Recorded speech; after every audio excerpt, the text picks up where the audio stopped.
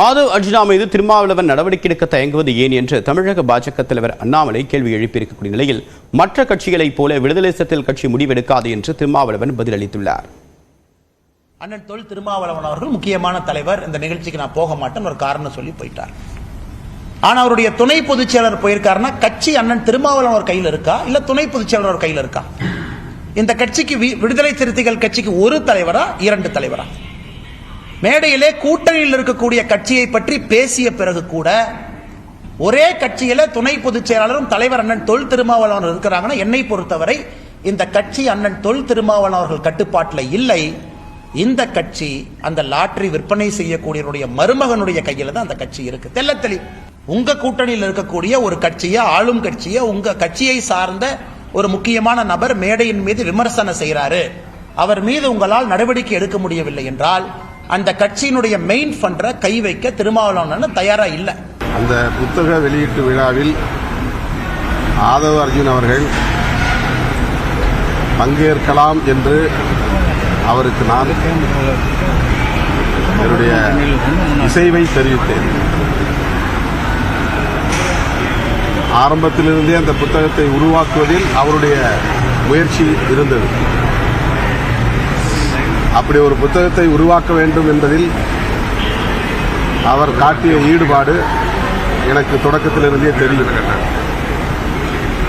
விகடன் பதிப்பகத்தோடு இணைந்து அவர் அந்த புத்தகத்தை கொண்டு வந்திருக்கிற நிலையில் அவரை அந்த நிகழ்விலே பங்கேற்க வேண்டாம் என்று சொல்ல எனக்கு உடன்பாடு இல்லை.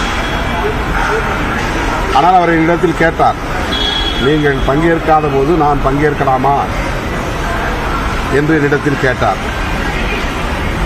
அதை உருவாக்கியதே நீங்கள் என்கிற போது அதை தவிர்க்க வேண்டாம், கலந்து கொள்ளுங்கள், அதே நேரத்தில் கவனமாக பேசுங்கள் என்று கூறியிருந்தேன். ஆகவே என்னுடைய அனுமதி இல்லாமல் அவர் போகவில்லை. அவரை போக வேண்டாம் என்று சொல்லுவது ஜனநாயகம் இல்லை. மற்ற கட்சிகளைப் போல விடுதலை சிறுத்தைகள் கட்சியும் முடிவெடுக்க வேண்டும் என்று பலரும் எதிர்பார்க்கிறார்கள். தலித் அல்லாதவர்கள் மீது ஒழுங்கு நடவடிக்கை எடுக்க வேண்டிய தேவை எழுந்தால் தலைவர், பொதுச் செயலாளர் உள்ளிட்ட உயர்நிலைக் குழுவிலே கலந்தாய்வு செய்து அவர்கள் மீதான நடவடிக்கையை ஒரு முறைக்கு இருமுறை பரிசீலித்து தான் எடுப்போம். இதை நாங்கள் ஒரு நடைமுறையாக கொண்டிருக்கிறோம். திமுகவிலே இருப்பதைப் போல, அதிமுகவிலே இருப்பதைப் போல, அல்லது பாஜகவிலே இருப்பதைப் போல நாங்கள் செயல்பட வேண்டும் என்று எதிர்பார்ப்பது, அந்த எதிர்பார்ப்பை நிறைவேற்றுவது ஏற்புடையதல்ல. அவர் கட்சியில் தான் இருக்கிறாரு, பொறுப்பில் தான் இருக்கிறாரு, தொடர்பில் தான் இருக்கிறார். ஆனால் இது சம்பந்தமாக நாங்கள் உயர்நிலைக்குழுவில் பேசியிருக்கிறோம். அது பற்றி அவரிடத்தில் இன்னும் நாங்கள் எந்த தகவலையும் சொல்லவில்லை. அறிவிப்பை வெளியிடுவோம். சம்பிரதாயத்திற்காக மழைநீரில் நின்று புகைப்படம் எடுத்துக் கொள்வதில் தனக்கு உடன்பாடு இல்லை என்று தமிழக வெற்றிக் கழக தலைவர் விஜய் விமர்சித்த நிலையில் முதலமைச்சர் மு க ஸ்டாலின் மழை வெள்ளத்தில் வேஷ்டியை மடித்துக் கொண்டு களத்தில் இறங்கி வேலை பார்ப்பதாக அமைச்சர் KKSSR ராமச்சந்திரன் பதிலடி கொடுத்துள்ளார். இதேபோன்று பாமக களத்தில் இறங்கி வேலை செய்யக்கூடிய கட்சி என்று அன்புமணி ராமதாஸ் பதிலளித்துள்ளார். இங்க டெய்லி நடக்கிற பிரச்சனைகளுக்கு சம்பிரதாயத்துக்காக ட்வீட் போடுறதும், சம்பிரதாயத்துக்காக அறிக்கை விடுறதும், சம்பிரதாயத்துக்காக நானும் மக்களோட மக்களா இருக்கிறேன் காட்டிக்கிறதும், சம்பிரதாயத்துக்காக மழை தண்ணியில நின்று போட்டோ எடுக்கிறதும்,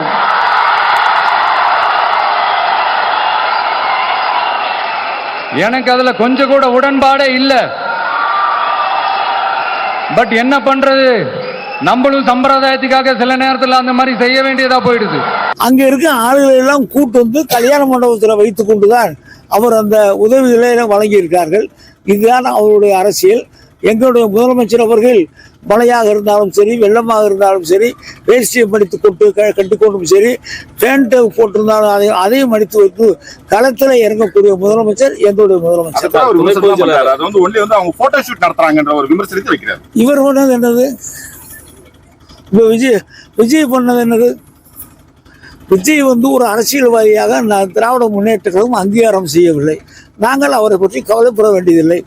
மற்ற கட்சிகள் போன்று நான் ஏதோ விளம்பர அரசியல் நாங்கள்லாம் பண்ணுறது கிடையாது. நாங்கள் களத்தில் இருந்து மக்களுக்கு சேவை செய்கின்ற ஒரு கட்சி பாட்டாளி மக்கள் கட்சி. அதனால நேரடியாக வந்திருக்கிறோம், மக்களுக்கு சேவை செய்து கொண்டிருக்கின்றோம். மற்ற கட்சிகள் போல் விளம்பரத்தில், தொலைக்காட்சியில் விவாதம்லாம் அந்த பண்ணுற கட்சி நாங்கள் கிடையாது.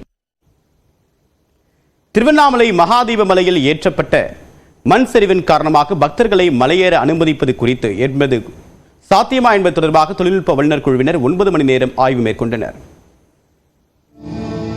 நினைத்தாலே முக்தி தரும் திருவண்ணாமலை அண்ணாமலையார் கோவிலில் கார்த்திகை தீப திருவிழா தொடங்கி நடைபெற்று வருகிறது. விழாவின் சிகர நிகழ்ச்சியான 2668 அடி உயர மலை உச்சியில் மகாதீபம் ஏற்றும் நிகழ்வு வரும் 13ஆம் தேதி நடைபெற உள்ளது. ஆண்டுதோறும் மகாதீபம் ஏற்றும் நாளன்று 2500 பக்தர்களுக்கு அனுமதி அட்டைகள் வழங்கி அவர்கள் மட்டும் தீபமலை மீது ஏற அனுமதிப்பது வழக்கம்.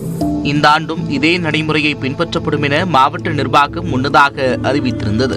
இதனிடையே பெஞ்சல் புயல் காரணமாக பெய்த கனமழையால் திருவண்ணாமலை தீபமலையின் கிழக்கு பகுதியில் திடீரென்று நிலச்சரிவு ஏற்பட்டது. மண் சரிவு மற்றும் வெள்ளம் காரணமாக வீடுகள் புதைந்ததில் 5 குழந்தைகள் உட்பட 7 பேர் மண்ணில் புதைந்து உயிரிழந்தனர். இந்த சூழலில் இந்த ஆண்டு திருவண்ணாமலை மகாதீபத்தின் போது பக்தர்களை மலையேற அனுமதிக்கலாமா என்றும் ஆய்வு செய்ய குழு அமைக்கப்பட்டது. சென்னை அண்ணா பல்கலைக்கழகத்தின் மண்ணியல் துறை பேராசிரியர் பிரேமலதா தலைமையில் 8 பேர் கொண்ட குழுவினர் ஆட்சியர் பாஸ்கர பாண்டியன் முன்னிலையில் மலையேறி சென்று ஆய்வு மேற்கொண்டனர்.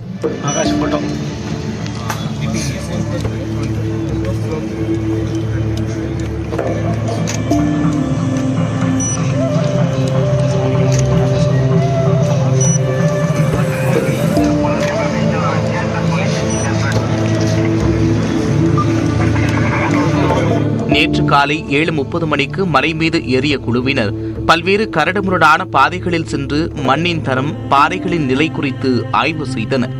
மண் சரிவு, மண்ணரிப்பு, பாறைகள் உருண்டோடிய இடங்களை பார்வையிட்ட குழுவினர் மண் மற்றும் கற்களை பரிசோதனைக்கு எடுத்துச் சென்றனர்.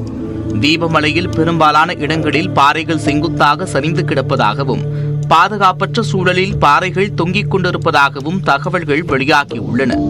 மேலும் மலையின் பல்வேறு இடங்களில் புதைக்குழிகள் இருப்பதாகவும் கூறப்படுகிறது.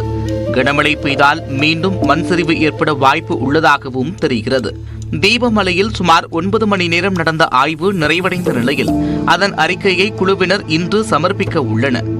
இந்த ஆய்வறிக்கையை பரிசீலனை செய்த பிறகே 2500 பேரை மலையேற அரசு அனுமதி அளிக்குமா என்பது குறித்து தெரியவரும் என்று ஆட்சியர் பாஸ்கர பாண்டியன் தெரிவித்துள்ளார். தீப திருவிழா அன்று 2000 நபர்களை அனுமதிப்பதா இல்லையா என்பது குறித்து பக்தர்களுடைய பாதுகாப்பை கருதி ஆய்வினை மேற்கொண்ட பிறகுதான் அதிலுடைய நடவடிக்கை எடுப்பார்கள். அந்த நடவடிக்கையின் அடிப்படையில் அனைத்து விதமான தொடர் நடவடிக்கைகளும் மேற்கொள்ளப்படும். மலையில் தீபம் ஏற்றுவதற்கான கொப்பரை தயாராக இருக்கும் நிலையில் மலையேற அனுமதி கிடைக்குமா என்று பக்தர்கள் பெரும் எதிர்பார்ப்பில் உள்ளனர்.